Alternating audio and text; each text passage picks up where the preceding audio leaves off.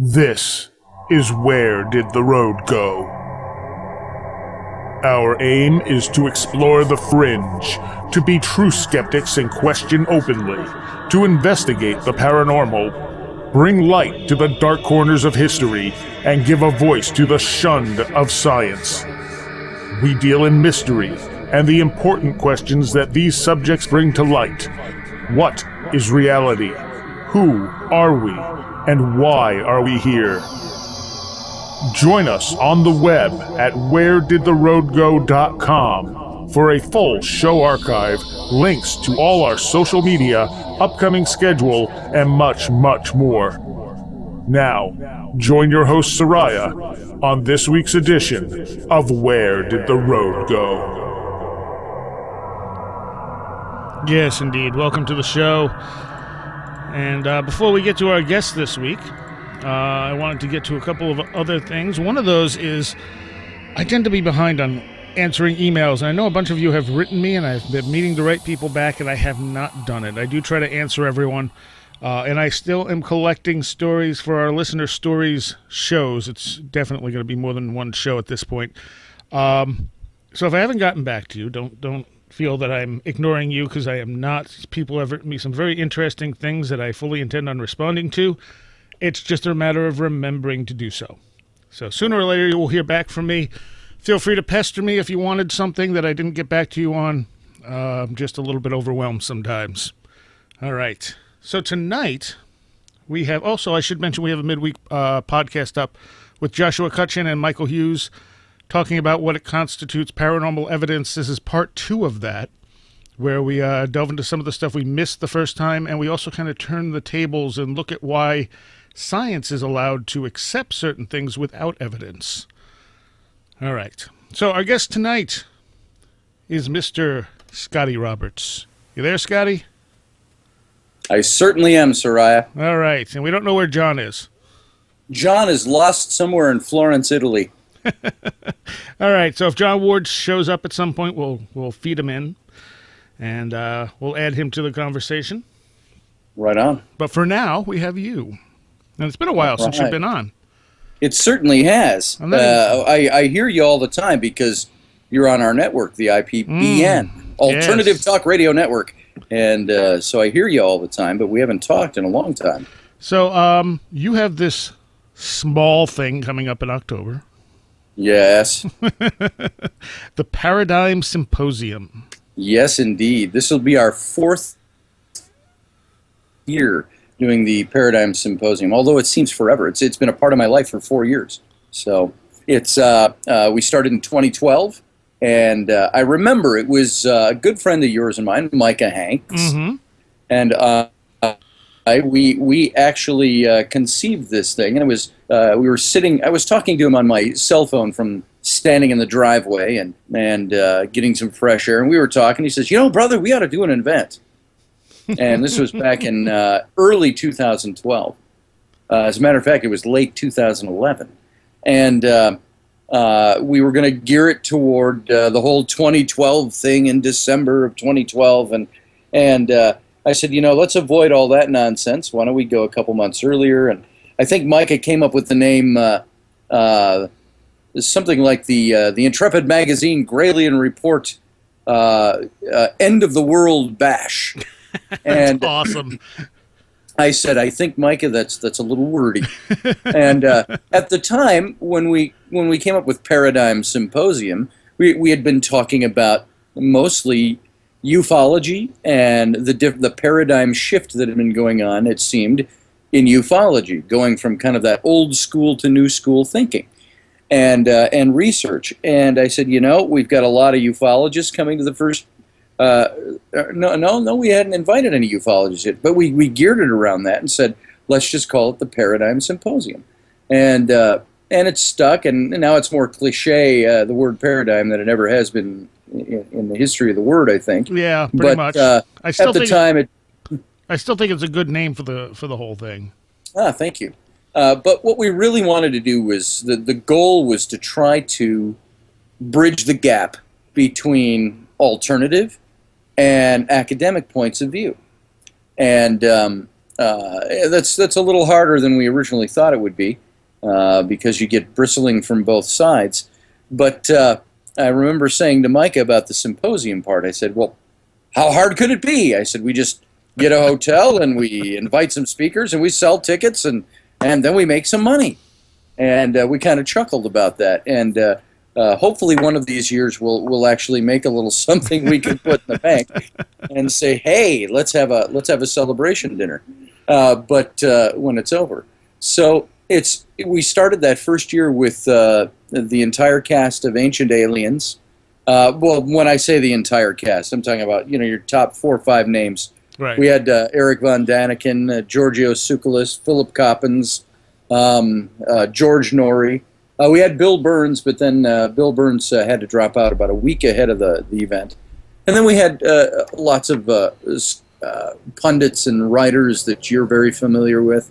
And a handful of those have been our staple every year. We've got this foundation of people who have been with us every year, like Laird Scranton, Nick Redfern.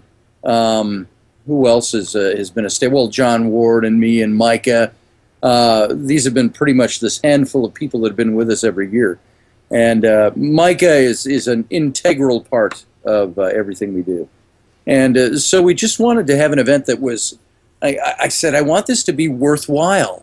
I want it to be something where people can come and, let me backtrack just a second to preface what I'm going to say. There's a lot of people out there that would contact us over the years and say, are you going to broadcast this on the internet? Can I pick it up? Is it going to be streamed? And I kind of sat back for a minute and I thought, and I went, no, it's not going to be streamed. There might be money to be made doing that, some people might say, but I think that there is intrinsic value in sitting at the feet of great thinkers. And of course, who is a great thinker may be redefined from person to person or group to group. Sure.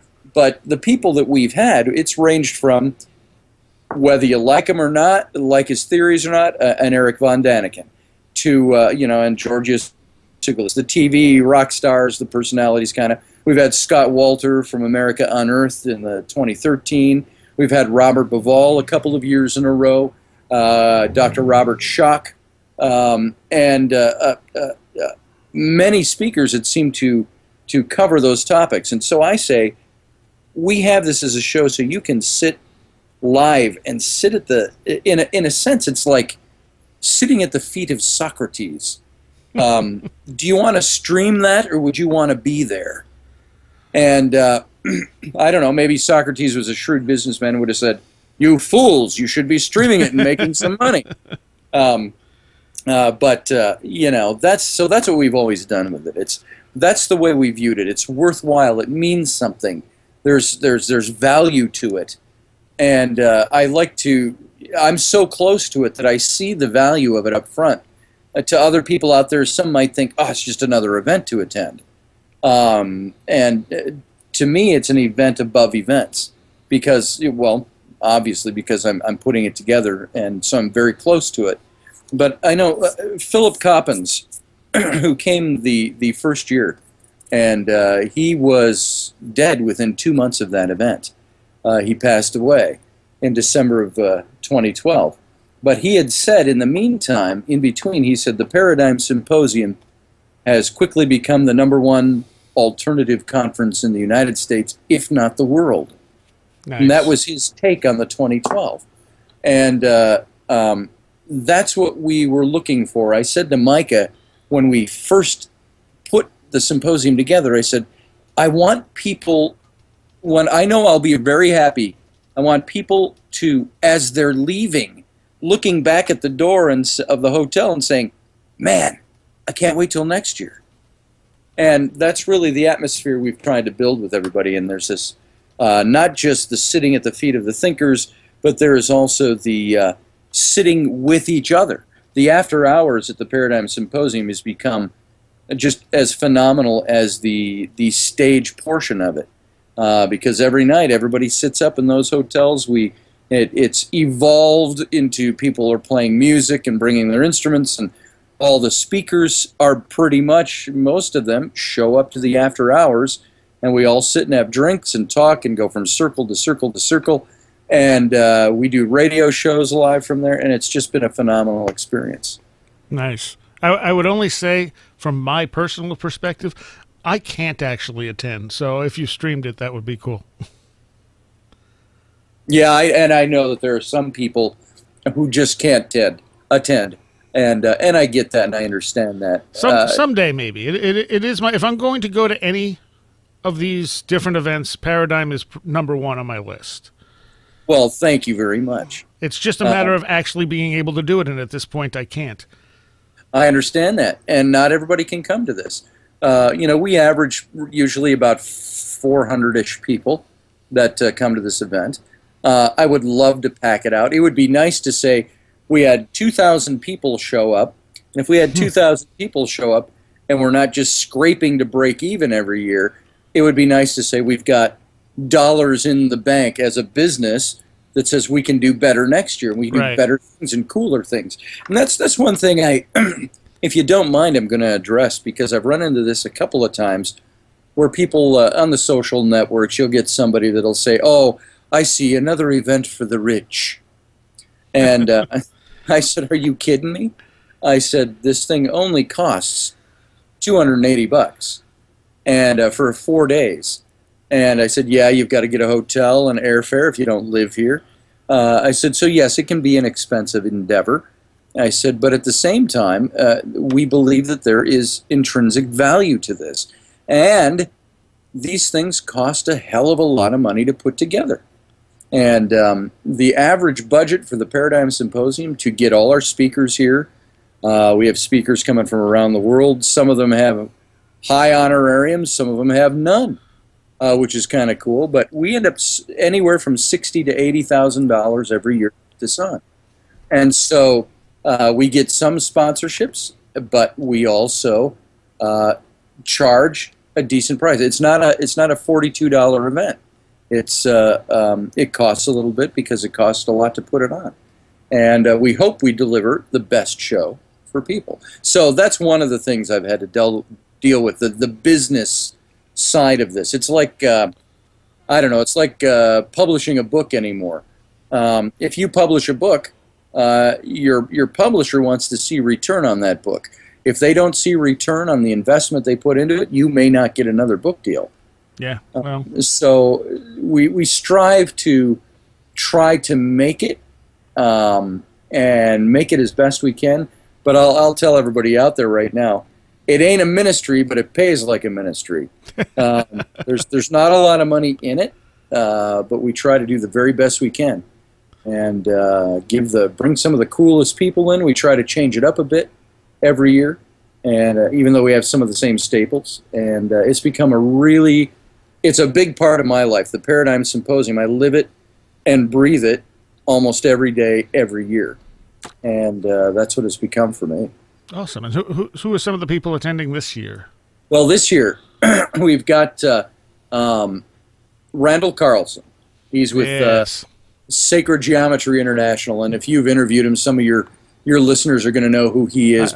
I've had him on a few times. I was actually pushing him on you a little bit. Oh, fantastic! That's right, early on. But he's, as your listeners know, he's a third-generation professional builder, but he's an active Freemason for the last 35 years. He's mastered some of the oldest and largest lodges in Georgia. And he is somebody that really has a kind of a same goal that we do. He strives to bridge this gap between archaic systems of knowledge and modern science. And so he is a very, very interesting man, and he's going to be here this year. He was here last year with we had Graham Hancock here last year, and Randall was traveling with him. Yeah. They had just done a big tour of the Northwest United States. Yeah, Randall was showing him some of the evidence of the massive flooding out there. That's it. Yeah. And so he was here just hanging out last year. And, if you don't know what he looks like, folks, looks like Grizzly Adams. Yeah, that's exactly what was going to come out of my mouth. Yeah. You think, do you wrestle bears in your spare time?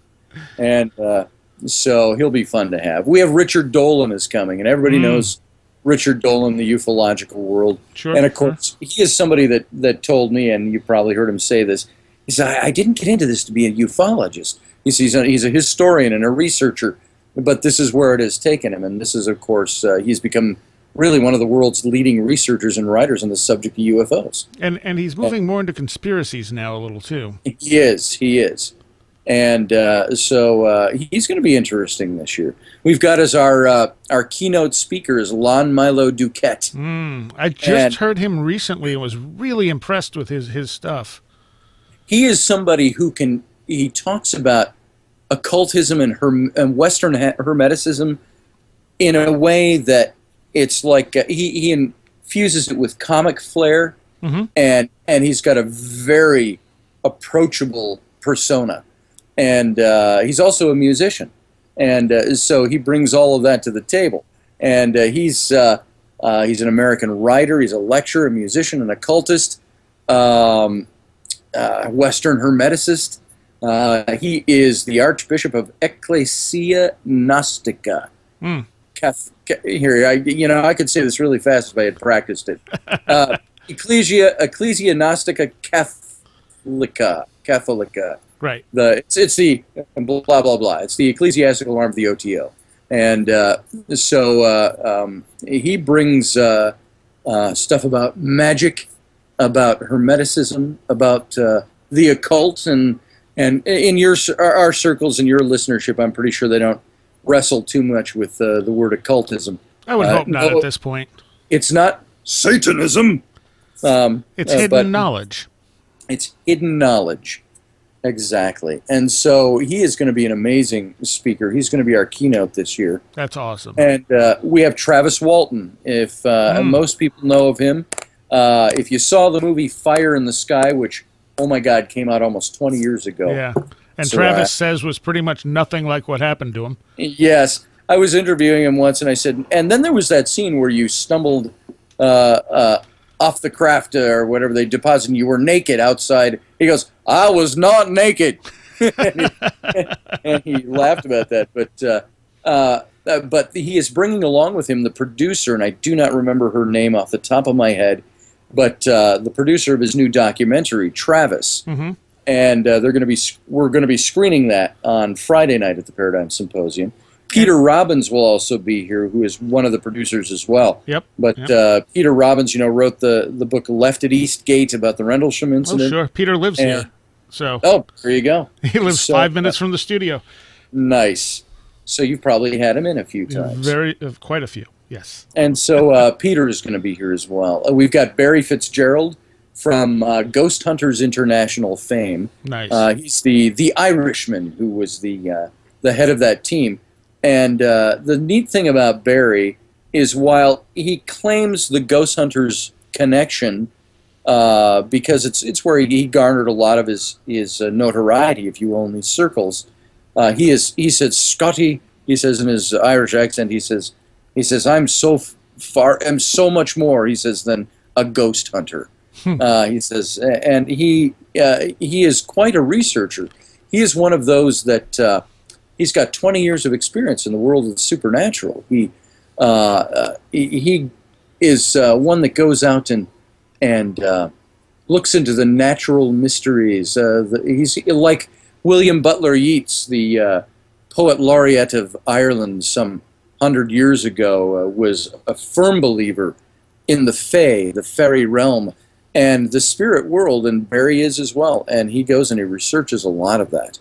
And so he's the guy that will go up in the caves in Ireland and spend overnight in the caves and just try to absorb it and research it and study it.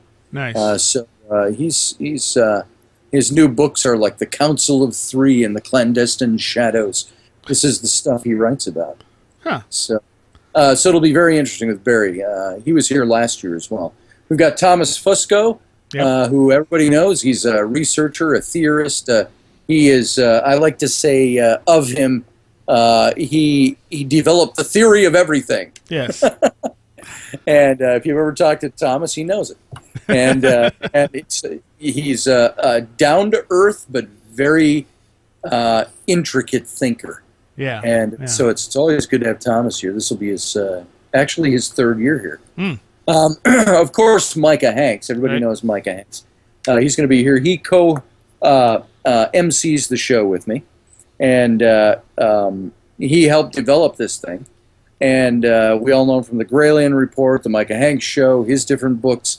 He's a futurist, and also, as he calls himself, the Mouth of the South. Right. And we've got Rita Louise, Dr. Rita Louise. She's coming back this year. She was here the first year. And she's written books like Man-Made, The Chronicles of Our Extraterrestrial Gods, Avoiding the Cosmic 2x4, Mm-hmm. The Power Within, things like that. And she just wrote one on, I can't remember it, mythology, something about man and mythology. So she'll be here. My good friend Dan Madsen will be here. I don't know if you've ever talked to Dan No, Madsen. I'm not familiar. But he is a friend of mine for about 35 years. I've known this man. And he got his start by publishing in Xeroxed form in the late 1970s the Star Trek official fan club newsletter. Nice. And he was noticed by Gene Roddenberry, the man who created Star Trek, and Paramount Studios. He forged a friendship. Roddenberry would slip him all this inside information about what would be going on with Trek, and then he was given the first licensure by Paramount to do the official fan club newsletter plus the Star Trek Communicator magazine. And off of that, his contacts, he says, I have been a blessed man with contacts. Steven Spielberg I'm sorry, not Steven Spielberg, George Lucas got a hold of what he was doing, and he started doing all the fan magazines for Lucasfilms, for the Indiana Jones franchise, for the Star Wars franchise. And one of the last things he did was the Lord of the Rings franchise magazines. And so he became a mogul in this. And I invited Dan to speak the first year, and he said, I don't know what I'd speak on. And I said, you speak on, we're all drawn to these fields that we're in because we're curious about them when we're kids and we grow into this. And I said, you just took it in that slightly different direction. You went to the kind of the fanzine side of things, but you're still just as much engrossed in this. And so Dan Madsen will be there. He is a fantastic speaker, good friend of mine. And by the way, he has no qualms about me mentioning this. He's not sensitive about this at all. He's a dwarf. And what really gave him the most confidence in his young days, he's about my age, so he saw Star Trek a little bit in its original run, and then in its reruns when he was a kid. It was a dwarven character, a dwarf actor, whose name I can't remember, that had a huge impact on Dan's life in a Star Trek episode that he was in. Nice. And that's what really made some big changes in Dan. And he is, I would say, one of the. And by the way, he has one of the largest, I think, private collections of Abraham Lincoln memorabilia and artifacts in his home in Denver. Nice. So he's quite the guy. If you ever want to talk to a good man for a radio interview, Dan is just on top of it all. Then we've got Edward Nightingale coming, and Edward Nightingale was his first year. He came last year, gave a presentation on the Giza Plateau. Now, there's so much information out there on the Giza Plateau. You think, what could possibly be new? But he has gone into the deep mathematics and architecture of the Giza Plateau. And it is a very interesting topic, and he's expanding that for this year. He just kind of hit it kind of cold and kind of wet last year, and this year he's going to be really developed for this. And it'll be a fantastic presentation. Nick Redfern is going to be here. Everybody knows Nick Redfern. The prolific Nick Redfern. We like to say, in the time it takes to talk about him, he's probably pumped out another 72,000 words. So Nick will be here. He's been a staple for us. We've got Laird Scranton. He's a linguist. He's a researcher. He's a cosmologist, ancient cosmologist, an author. We all know about his books on the Dogon and the Pyramid Code and different series he's been associated with as well. So Laird will be here, a phenomenal friend of the Paradigm Symposium. He and his wife, Risa. Yes. We've got a newcomer, is Sarah Soderlund. Now, Sarah is with the IPBN Alternative Talk Radio Network. She is also a good friend of mine. She used to go by the moniker Paranormal Sarah, a medium, and did mediumship work at some of the events and things like that. But the interesting thing about Sarah is she is also she's right now in her doctoral candidacy for forensic psychology. And she has a show called Mysteries of the Mind on our radio network, and she is just a phenomenal thinker. And she starts to tie the forensic paranormal stuff, forensic psychological stuff in with the paranormal, and it makes her a very interesting mix. So we've got Sarah coming. Then we've got also coming is Rocky Stucci. Yes. John and I do the Situation Room radio show with him every Thursday afternoon at 3 p.m. Central, where we dig into heavy politics and world events. We like to say it's taking a bite out of the ass of the matrix of geo-global politics. And so Rocky also has his own show, the EBN Special Report, and he is a paranormalist. John and I have had some interesting forays with him into the paranormal. I got to tell you about one of the things that happened with us, and if we have time, I'll tell you about it in a little bit, just off the scale, at an old house, which I would declare haunted. Was this the incident in the basement? Yes, with the Big Bang. Yeah, people can find that if they go to wheretheroadgo.com and search for John Ward's interview. There's the videos and everything fantastic. Are up. All I will say is we're standing in a quiet, empty house. I mean, empty, nothing in it. And bang, just hits from upstairs. And I'm sitting on the stairway, and I look up, and I say, hello! I said, upstairs, kitchen. And we go running. We weren't born yesterday. We didn't fall off the paranormal turnip truck yesterday. We know all the things to look for, and we're pretty smart about it. And there was nothing that could have made that noise. And then we picked up some wild EVPs, from guys talking to us in French to, all in that night. And it was just crazy stuff. And of course, that's where, and I can't say it on the air, I don't think, but the very famous John Ward utterance. As you're hearing this recording and we're all scrambling up the stairs, John Ward says, "Get me out of this blankin' house." And so we like to give him some crap about that. And of course, John Ward is going to be here. And if you don't know John Ward by now, John Ward and his wife, Dr. Maria Nilsson, they have the quarries of Gebel El Silsila, south of Luxor, Egypt, on the Nile, the old ancient quarries from pre-dynastic times all the way up to the Greco-Roman times. And they've just discovered, as you know, this last March, a new temple that is there on that site. It's been leveled, of course, but they've found stratas underneath and identified just some amazing stuff at that temple site. And that made all the archaeological news. Yeah, and John, of course, wrote The Exodus Reality with me. We've got The Lost Armies of Cambyses is a book that we've got in the works. It's more than in the works, but it's out there. And we've got a new book that we're working on together on history trippers. And so it's a little more light fare, but it's something that history trippers. It's called. It's not out yet. It's called The 10 Most Adventurous Places to Go in Egypt, from the Journals of the History Trippers. And that's us, of course. Interesting. And so it's a book that we didn't originally want to do. We said, what? The 10 most interesting, please. We're a little above travelogues. And don't think us arrogant when we say that. It was just like, oh, come on. We've got The Lost Armies of Cambyses here. We've got these other books. Why would you want the 10 most adventurous places in Egypt? And so we decided to do it, and I think it's going to be a lot more than people might expect. It's not just a simple travelogue book. So it's going to be pretty interesting. And History Trippers, of course, comes from the title of the television series that is being still out there, very much alive, being presented. And we have some big networks that are very interested in that show. And this is, in a sense, to brand alongside of the potential television shows. So. Oh, nice! I didn't know you were doing a television show.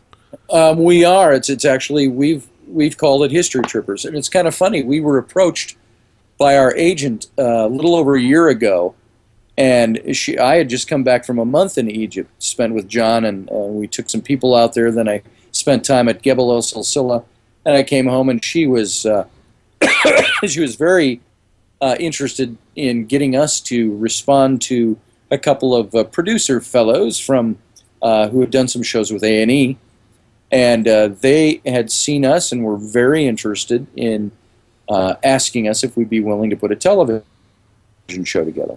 And so we developed a little proposal. Excuse me, I did not hit my mute button.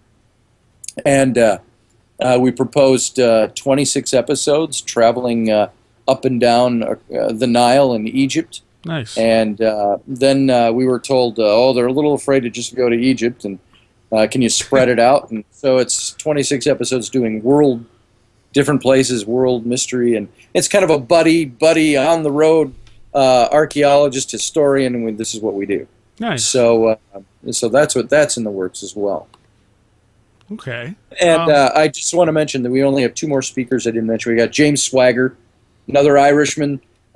He does a lot of megalithic work in Ireland, and he'll be here. And Jessalyn Wildflower Devereaux, she's representing kind of the softer, gentler side of the Paradigm Symposium with her shamanic practice presentation and talking about stuff like that, nice. Which I'm not about. And, of course, we have Jim Harold from the Paranormal Podcast who's going to be here emceeing all of our panel discussions. Cool. And so, as long and drawn out as that gets, those are the speakers that we have coming this year.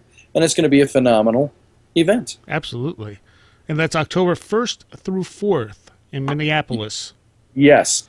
And it's at the Crown Plaza. If you go to the website, it's just simply paradigmsymposium.com. And go to the website, and you'll see how to get all the passes. There's day passes available. There's also the weekend pass. And then there is what we're calling the masked VIP cocktail party and banquet. And people are a little confused about it. It's not a masked ball.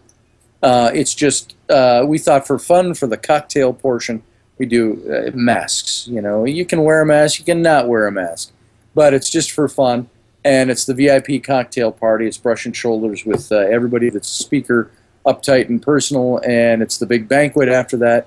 So there's those 3 different passes. Day passes, if you come individual days, the whole weekend pass, and then the banquet pass.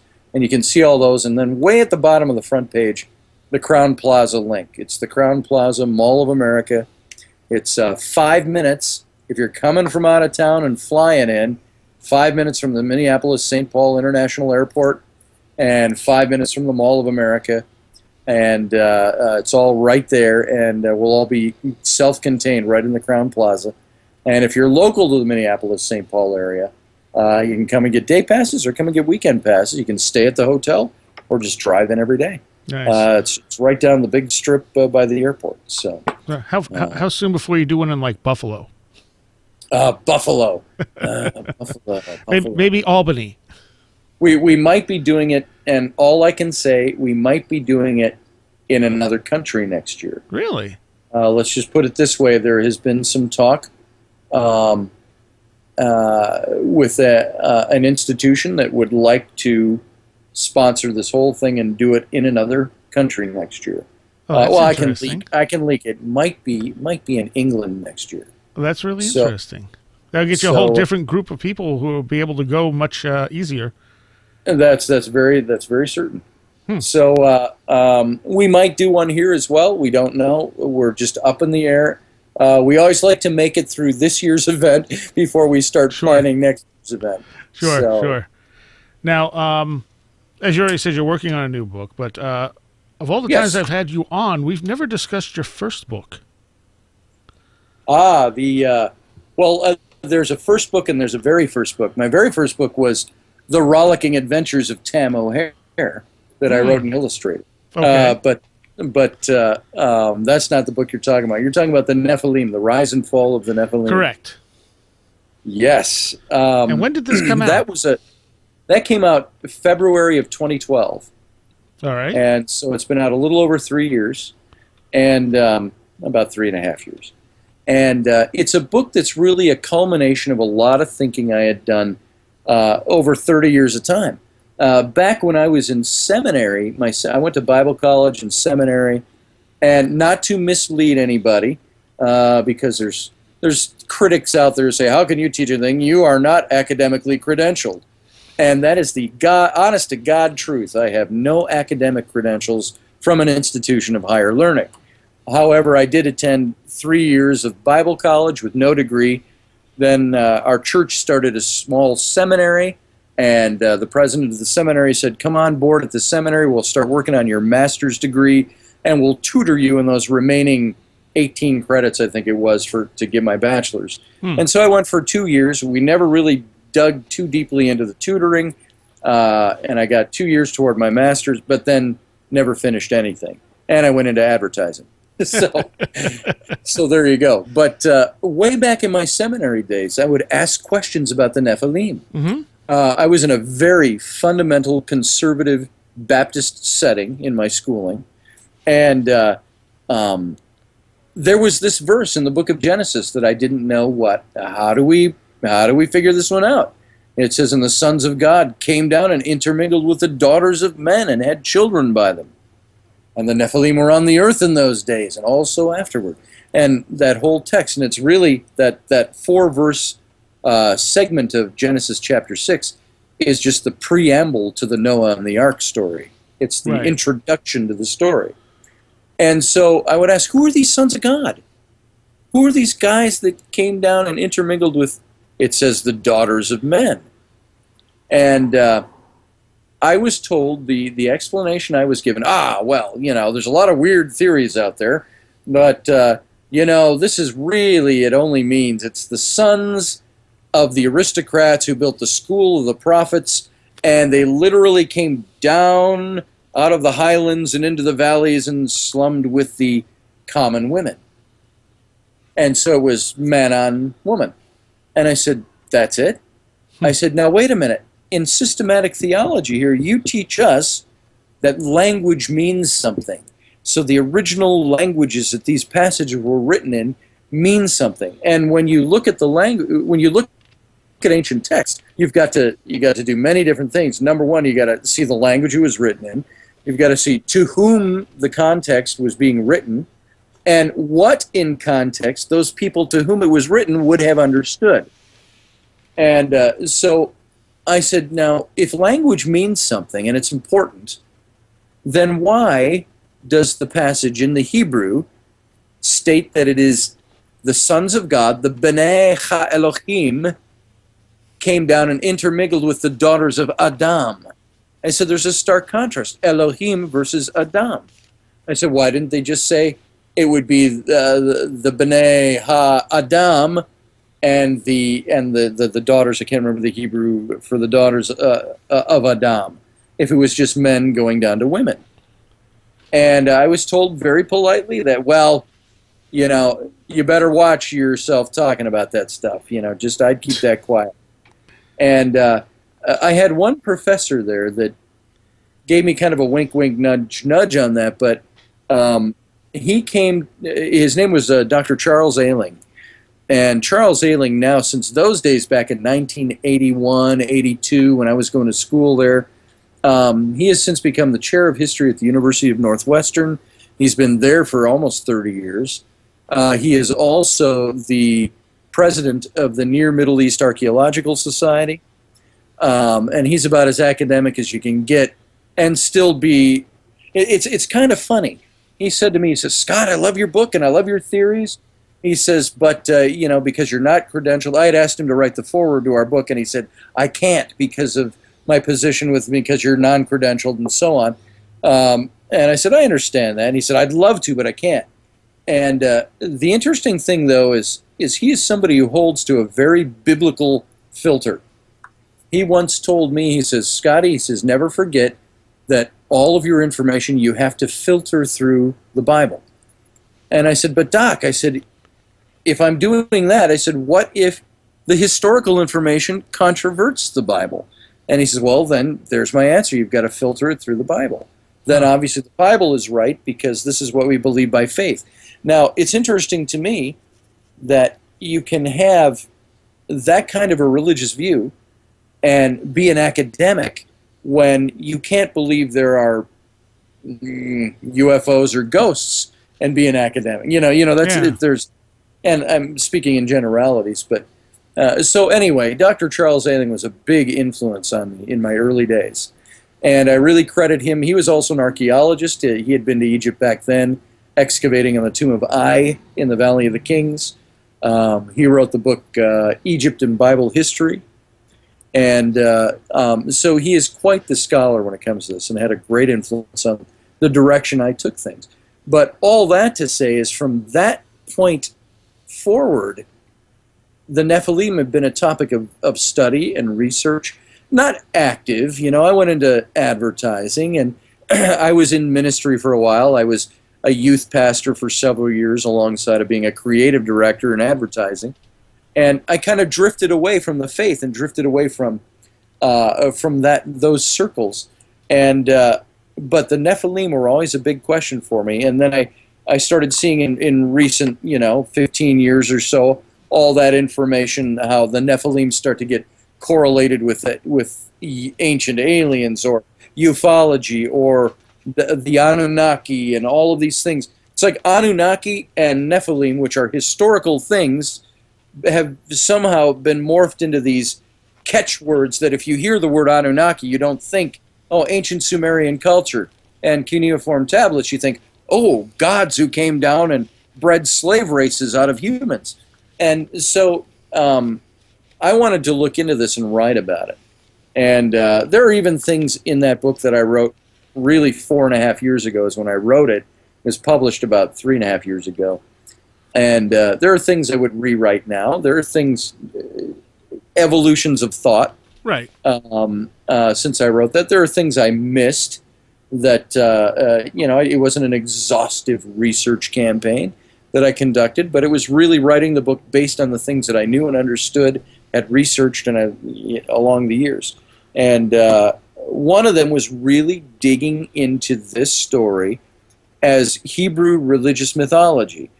And that was the way I had to do it. I said, folks, I have to step outside the box of any faith structure with this, and I have to look back at it and say, yes, it's a biblical story, but how does it match up with other stories from other cultures?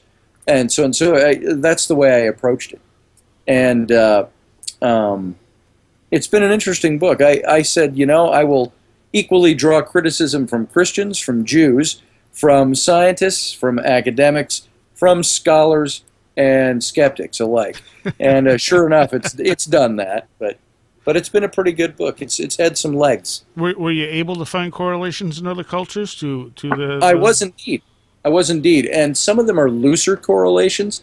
But this story, as I mentioned to you earlier, and as many of your listeners probably already know, the story of the Nephilim is really the preamble to the flood story. Right. And when you look at it in the biblical context, there were things, and I'll get to how it relates to some other cultures here, but there's things we were taught in. By the way, did you go to Sunday school when you were a kid? No. Okay, you didn't. So you were a heathen from the beginning. I got it. Yeah, pretty much. But if anybody thinks back to Sunday school or synagogue, we were taught what about the flood? That it was God waging judgment on mankind and the earth for the wickedness of man. And that there was only one righteous man, and that was Noah and his family, and they were saved along with 2 of every animal. And we know the story from there. It becomes very mythical from that point. And so I wanted to look at this story and say, how many different cultures had stories like this? Is this really what the context says? Because once I found that there were these non-terrestrial beings, these Elohim, who came down and intermingled with human women and bequeathed an offspring, and that this was the reason for the flood, I thought, why is this? And so I started digging into that and found that Noah, where it talks about him, and this is where I ran into some very heavy criticism. And I don't care that there's heavy criticism. Because, while I may not be right about a lot of things, and there's other people with a lot of theories, and I'm just adding another apple to the cart, when you start parsing ancient language and looking at what these texts said, it's pretty straightforward. Interpretation is a different thing. So what the context of the story was, it talks about Noah being chosen because he was the righteous man, which is true according to the story. Now, everything I'm saying, by the way, keep this header above above everything I say, in accordance with the Hebrew story, right. The Hebrew mythology. All right, and so Noah was a righteous man, but it also has this phrase after it. It says he was a righteous man who was pure in all his generations. And I always wondered what that meant, and I started digging into that. And what I found was that it was a story of the Nephilim. Doesn't begin in chapter 6 of Genesis. It begins back in the Garden of Eden. And this Edenic story where God creates man and woman, puts them in the garden to till the ground, keep it for him, and lo and behold, the serpent character comes along, beguiles Eve, tempts her, she eats the forbidden fruit, gives it to Adam, and poof, they're both naked all of a sudden. I always wondered what's significant about that? Why, at the fall of all of mankind for all the rest of time, according to the Hebrew story, was the first thing you notice about eating the forbidden fruit was you're naked. Mm. And there's sexual connotations running through this whole thing. And what I believe you've gotten, it's established in the story, in the language. Nakash, of course, the serpent character, of course, is translated as Nakash in the Hebrew text. And serpent is Nakash. And there's a definition for Nakash. Nakash is the bringer of knowledge, the illuminator, the bright shining one, the bringer of chaos. And by chaos, I don't mean in that negative evil sense. He was that bringer of chaos in that it turned the world upside down. Mm. It changed things. He changed things dramatically. And this is the character, the serpent. The name Satan, Lucifer, the devil, wasn't even part of the Jewish lexicon, right. Hebrew lexicon, when this was written. And it was another 1,000 years before the serpent was even closely at all associated with a satanic character. And so you've got this character who's the illuminator, the bringer of knowledge. And I thought, what the hell? That's not Satan. That's not the Satan we were taught existed. And so you look into this, and then it talks about how all the verbs and the verb phrases are very generic in the Hebrew text in the Garden of Eden story, but it says that the serpent, Nakash, beguiled Eve. He drew her in. She took and did eat. These are all terms that are also used in sexual connotations. Right. And then it says she gave it also to Adam. Now, according to the story, we don't know what the timeline was from creation to when this happened, but she gives to Adam, and then she ends up bearing sons. Now, it doesn't say this in the Hebrew passage. I extrapolate this in. Many of your first families of creation throughout many different cultures, the woman always seemed to bear twins or triplets or quintuplets, or the daughter of the couple did the same. And this is how humanity spread. But now she has Cain and Abel, according to the Hebrew story. And Cain, I believe, is this, and I believe the passage bears this out.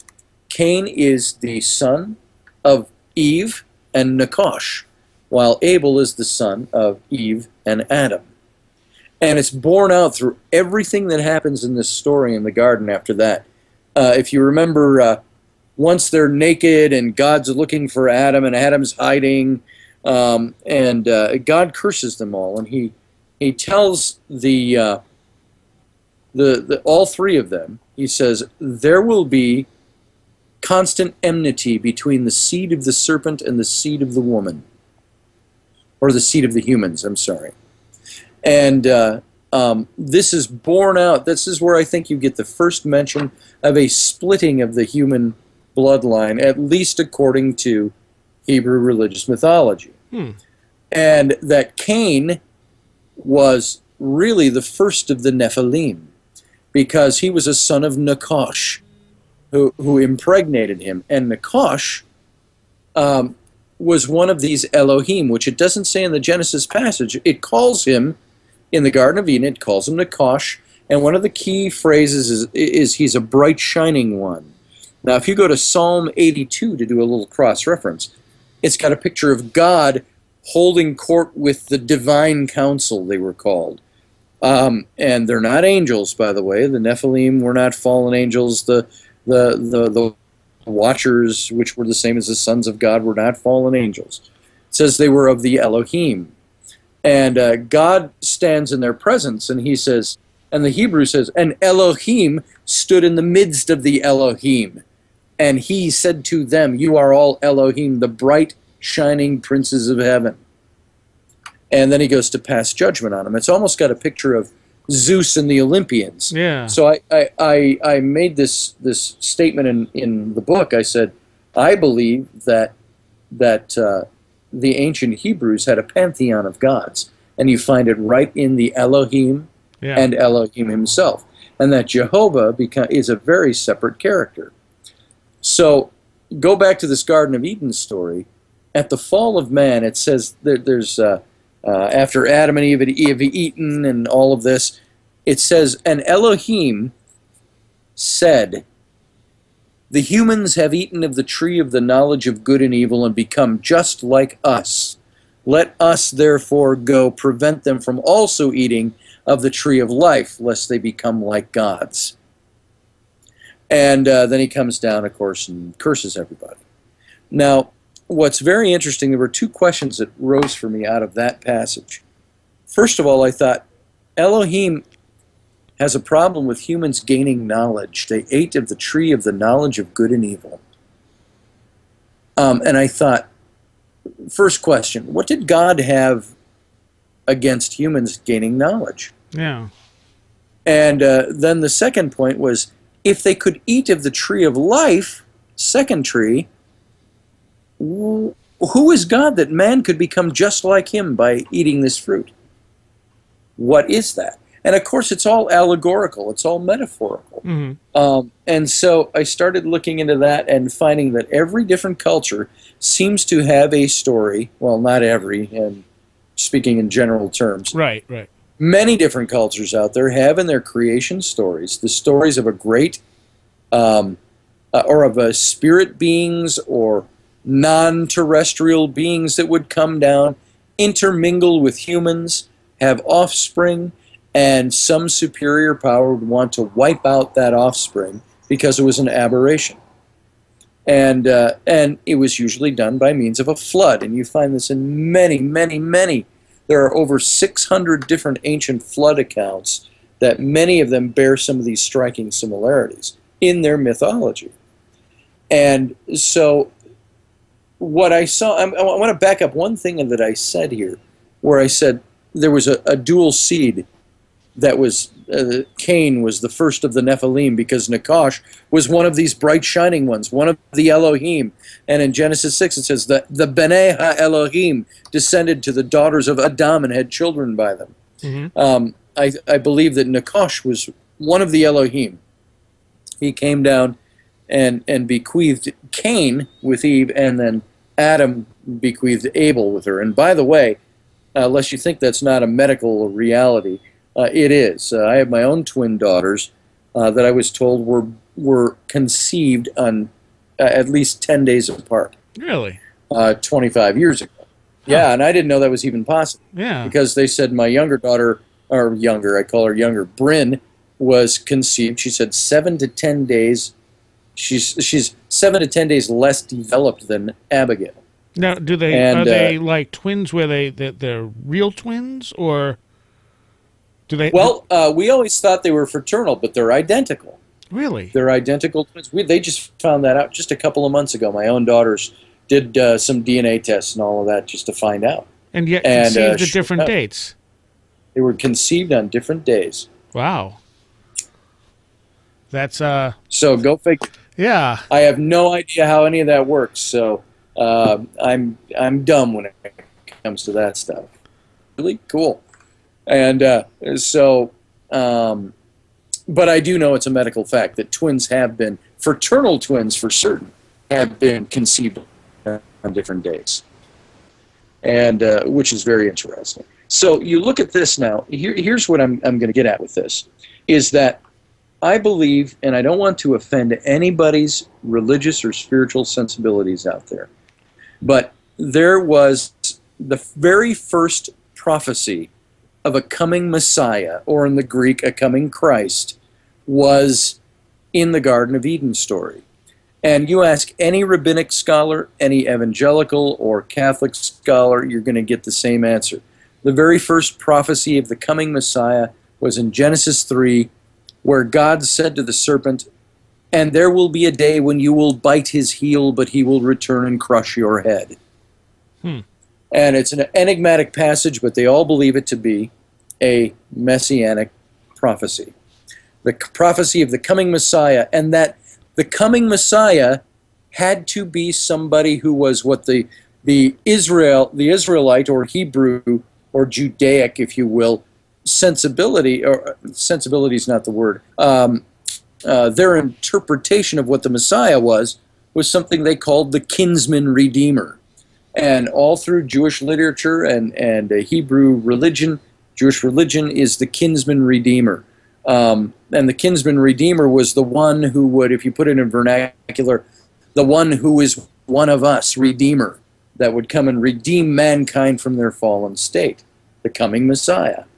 And what's interesting is, from the point of Adam onward, the Garden of Eden, there's this prophecy of the coming Messiah, that he would someday come, and he would come as one of us, as a human being, as one of the human race, but still fully God, the Redeemer. And you see all through the genealogies through the Old Testament, all through the history, I think, and this is where I don't want to offend anybody's sensibilities, but I almost believe that the story of the Messiah was one that was conceived to piggyback the story of race divided. Because every time you see the mention of the Messiah, the one that would come to be one of us, it's obviating that there is the opposite of that, the one who is not one of us. Right. The other side of that story. And all through the genealogies, all you have is this line. You got 13 chapters of it in the Old Testament of so on begat so on, and so on begat so on, and it traces the line of Adam all the way up to Noah. And then Noah to Abraham, Abraham to David, and then suddenly the coming Messiah had to also sprout from the seed of David the king, and so he had kingly authority in Israel. And from Mary and Joseph in the New Testament, they're both distant cousins. They trace both their lineages back to David and then back to Adam, and the reason they do this is to establish that the Messiah had to be one of us, the true, pure-blooded human. And the problem with that, or not the problem, the opposite side of the story, is that the Elohim came, and the Elohim divided the bloodline, the human bloodline. And so Cain was part Elohim, part human.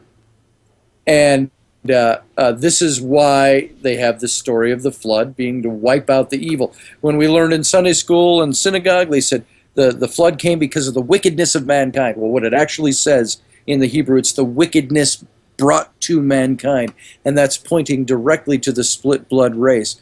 And it's supposed to be something that says that race needed to be wiped out so the Messiah could come from pure human blood.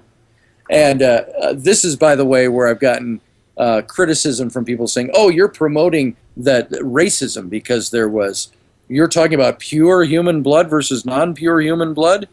That's racism." I was being told by these critics of what I was writing.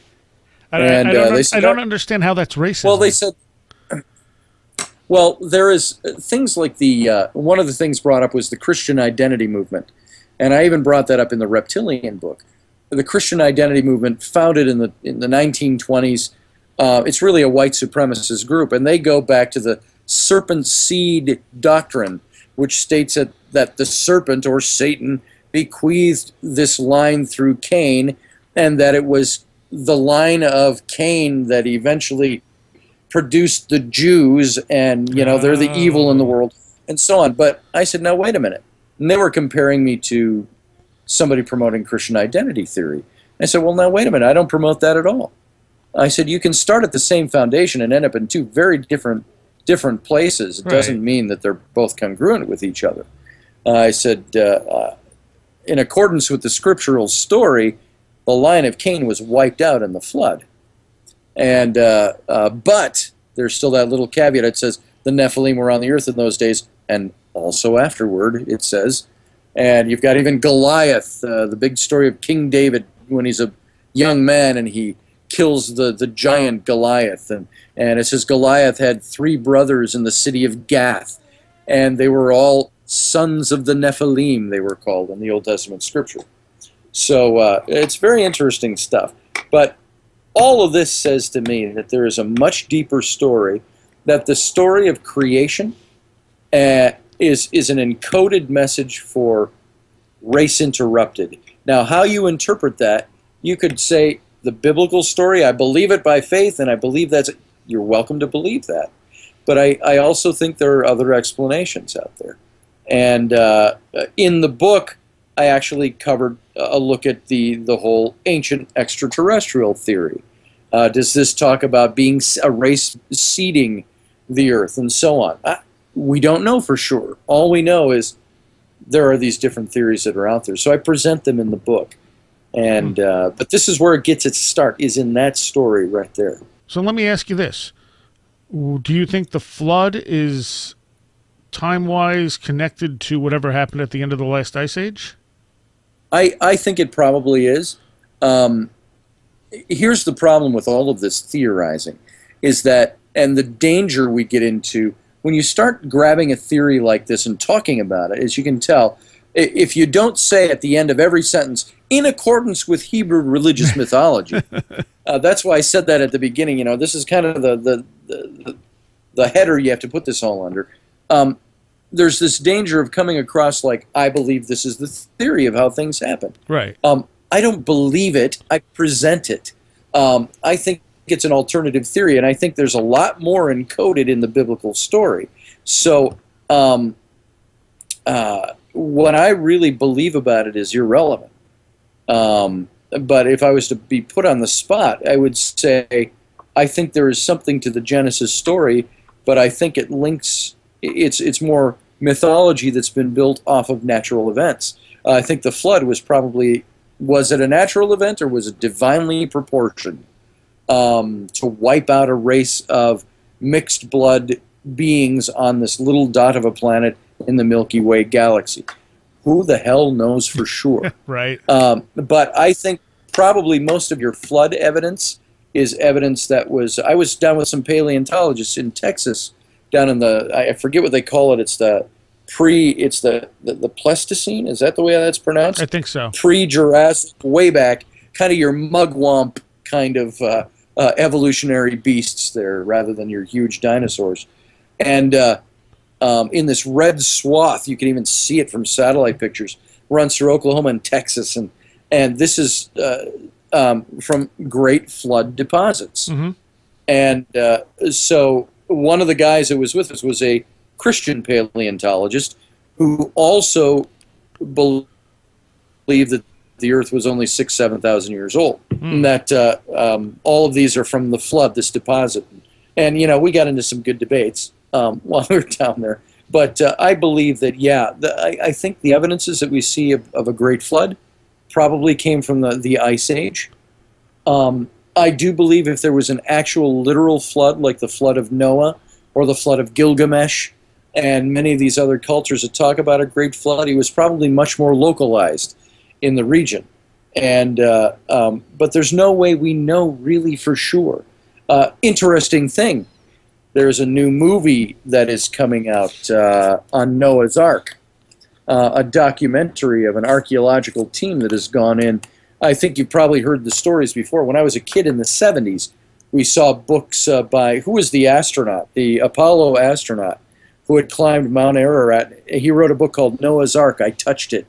Yeah, I vaguely remember that. They found what they thought were the remains of a big wooden vessel in the higher crags and the ice cap on Mount Ararat in Turkey. And now they've sent another expedition up there.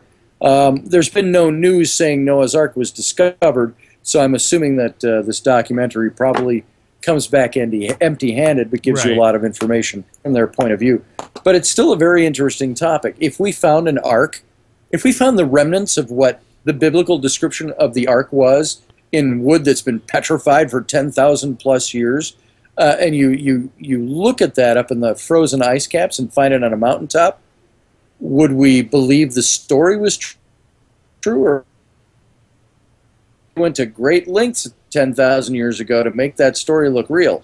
What would be our take on it? I think it'd be very interesting to find an artifact like that. But it's like with reptilians. We've got all these artifacts of reptilian-looking creatures from the Mesopotamian culture and so on, but there's nothing that really tells us there were reptilians there.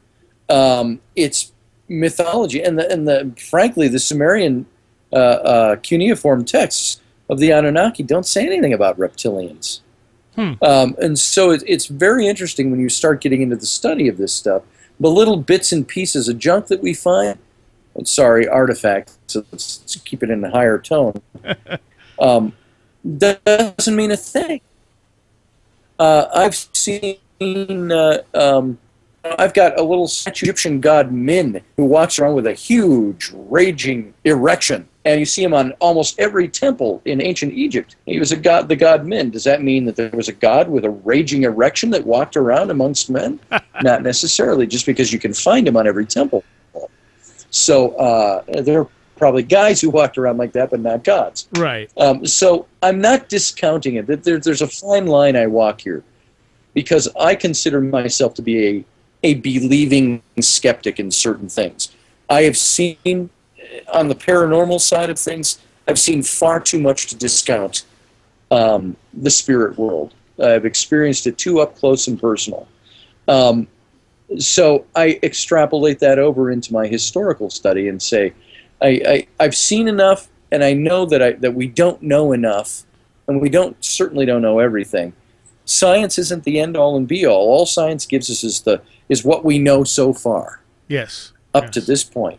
And science, unfortunately, also has its own biases and perspectives that need to be occasionally upset and changed around. Well, yes. I just ran across not long ago a video that I didn't even know existed of a debate I was in back in 2012, summer of 2012, with P.Z. Myers, if you know who P.Z. Myers is. He's a crusading atheist, a skeptic. He is a professor of evolutionary biology at the University of Minnesota. And he and an archaeologist were pit against me. And at the last minute, a friend of mine, Jim Johnson, who publishes the Ghost Hunters Tap Sparrow magazine, was grabbed because he was a friend. He was standing there. Hey, you want to come and sit with Scotty on this? He's the only guy on that team. And so we were having a debate. And I actually said to PZ, I said, science isn't the end all and be all. We don't know everything there is to know. And I would get people laughing and jeering at me, of course.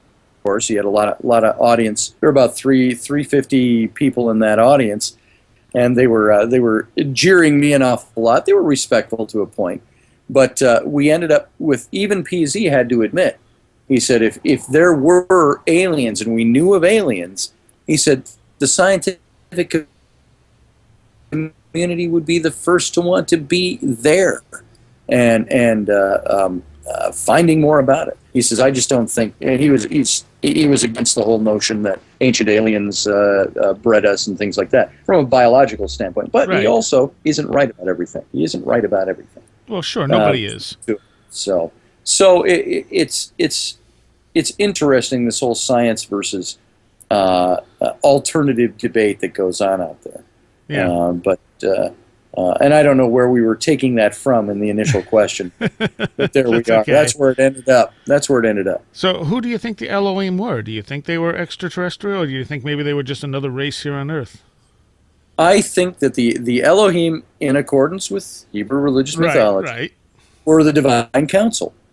There's a lot of debate on were the Nephilim or the Elohim, the sons of God, as it mentions them in the English, also known as the Watchers in the Book of Enoch, the same characters. Were they angels?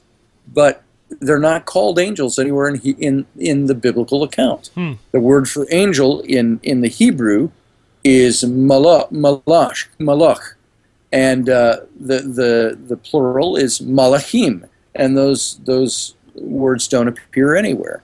However, you do have Elohim, which is the same word that's used for the name of God in the Old Testament almost 3,000 times. And it's a word that can be used singularly and plurally. Singular version is Elohim. It means God, a singular God with a multiplicity of majesty and power. That's where the him is the Hebrew suffix to denote plurality. So El being the name of God, Elohim, God among many gods is what that literally translates. And when it's the Elohim, the group, when it talks about the sons of the Elohim, the sons of God, the B'nai Elohim, simply talking about those who are the children of the God of many gods. Or, in other words, it's calling them those who are of the God of many gods. And so who they are, in a biblical context, they're not angels. They are, in a sense, sub-gods to the head god, which was Elohim. Interesting. But then Jehovah comes along and changes everything. It's a totally different character. So there's interpretations of that. If we're to take it outside of a religious context, does that then negate the whole story of the Watchers and the Elohim and all of this and the Nephilim? If you take it out of the religious context, a religious story is meaningless. So the question comes, did these religious stories, are they the truth or the foundation and everything else derived off of them, or is there an older story of which all the different religions created their versions of the story? And what's very interesting is that you see the characters mentioned in the Garden of Eden story, which was written by, without getting into a half-hour talk about it, I believe it was written by Moses. I believe Moses was an actual person. He wrote the first 5 books of the Bible. He codified the Jewish religion right around the 1400 BC. But he wrote about this. The problem is that the story he writes about, like with the Garden of Eden story, it's a mix of ancient Mesopotamian religion. Even the names, you have Enlil, who is the chief god of the Anunanki, according to the cuneiform text of the Mesopotamian culture, almost 2,000 years earlier than the writing of the book of Genesis. But Enlil, also known as Elil, with the transmission of humanity from the Euphrates River Valley into the Canaanite region, and they took with them their religions. Elil becomes El of the Canaanite culture, or El of the Hebrew culture, which becomes El Shaddai, El Elyon, Elohim.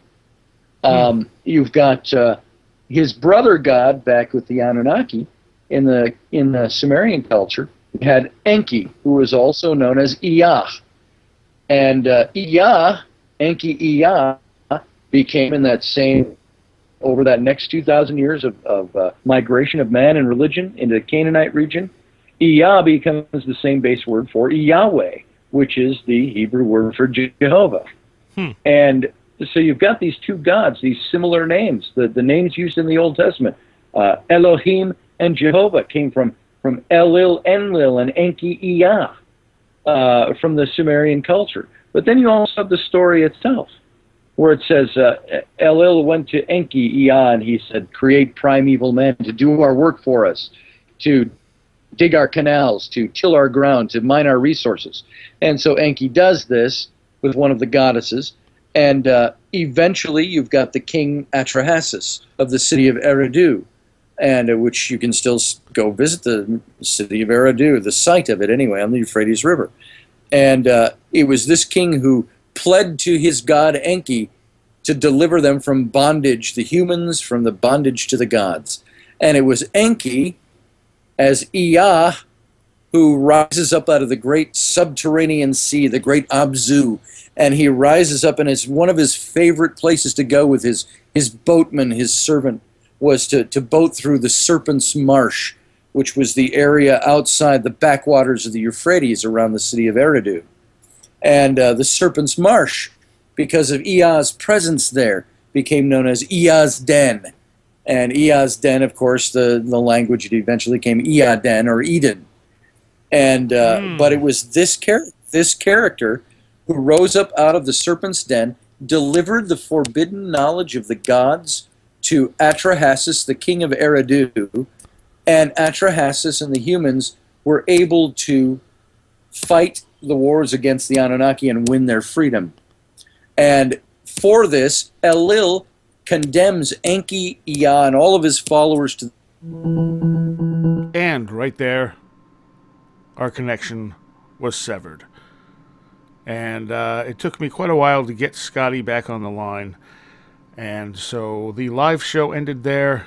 But when I was able to finally reach Scotty, I had him just kind of say some final words to finish off his point.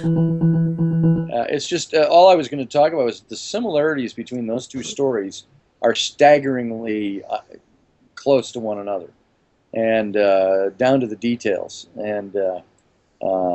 so who knows? There must have been an earlier story to both of them, that they're both off of some prototype somewhere. Does that indicate there was extraterrestrial races? Not necessarily, but some story that they both came from.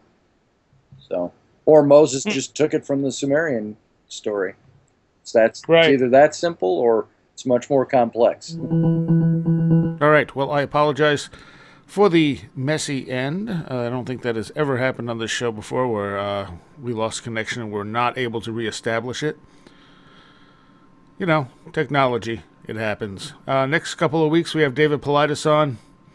So, and maybe some midweek podcasts, we'll see.